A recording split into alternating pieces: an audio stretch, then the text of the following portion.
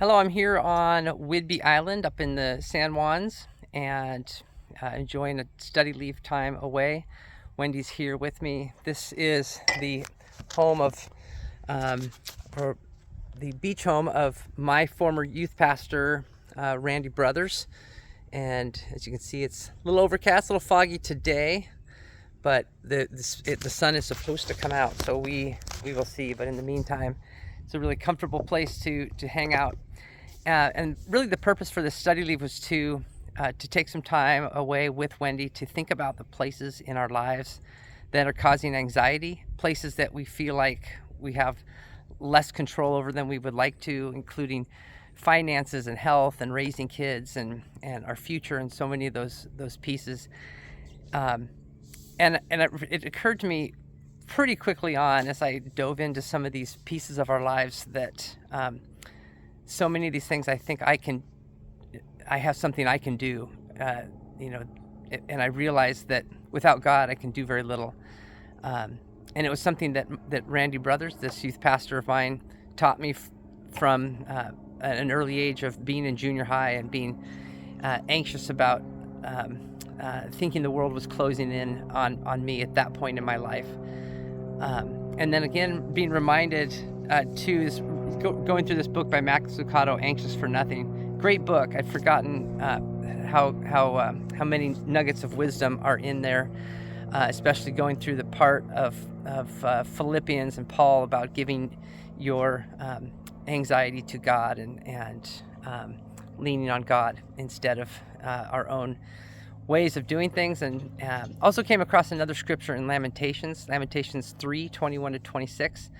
And I took some time to memorize it, really about recalling again, putting our hope in God. And so I'll take it line by line, and I'll do it on several little points along the journey this week, so you can see other views a little bit. So Lamentations 3. Hopefully this is also a scripture that can be an encouragement to you as you look at the places in your lives that are causing anxiety, places that you want God to come alongside and remind you again that God is with you, that God has got it.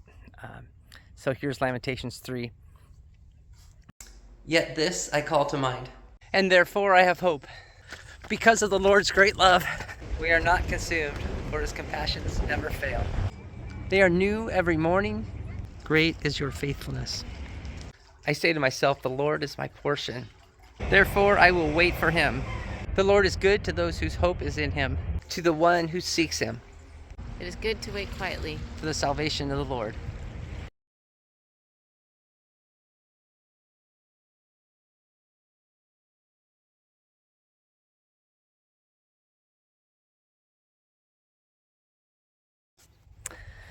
Thanks for tuning in today. I'm reminded also of the story of Jesus with his disciples when there were 5,000 people gathered and were hungry, and Jesus said, you give them something to eat, with a couple loaves of bread and a few fish. And the disciples looking at Jesus thinking, there's not enough money in all the world to feed these people right here in this moment. What are you talking about? We have so little.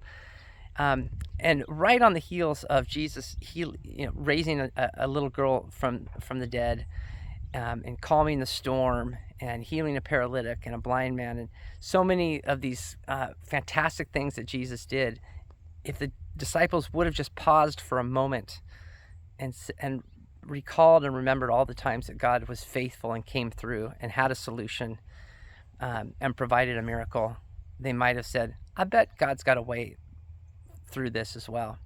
And that's probably the most important thing I learned this week. Again, I feel like I have to learn it again every year of my life, and remind myself, even make a list on paper of the ways God has come through at times when I think there was no way out. And so I'm grateful to be in a church that reminds me of that every day. So many of you have stories that are serve as reminders of those things as well. Have peace today. Know that God is with you. Thanks for allowing me, as one of the pastors of your church, to have some time away to remember some of these key pieces of faith. Have a great week. Peace be with you.